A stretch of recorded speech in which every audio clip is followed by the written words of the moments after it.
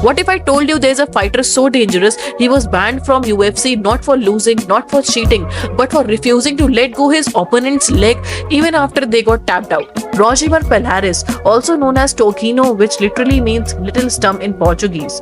He grew up in extreme poverty in Brazil.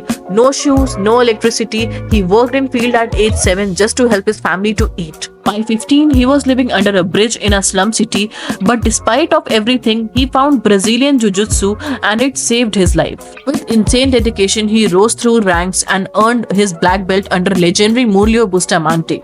And soon, the MMA world would meet a monster. Pelhares made his UFC debut in 2008 and immediately made headlines. Why? Because his submission game was like nothing the UFC had ever seen. He didn't just win the fight, he ripped legs apart, heel hooks, knee bars. His finishes were brutal, fast and terrifying. Commentators warned, if you go to the round with Pelhares, it's already too late.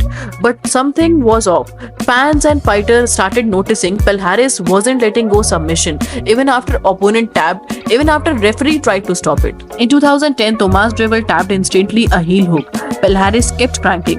The Drewel just injured. In 2013, Mike Pierce lasted just 31 seconds before Pelhares shredded his leg and again refused to let go. That was the final straw. Dana White and UFC banned him for unsportsmanlike conduct. After UFC, Pelhares joined World Series of Fighting WSOF. He won the welterweight belt in style. But guess what? Same behavior. Against Jake Shield, not only did he hold the submission too long, he eye-ghosted him during the fight.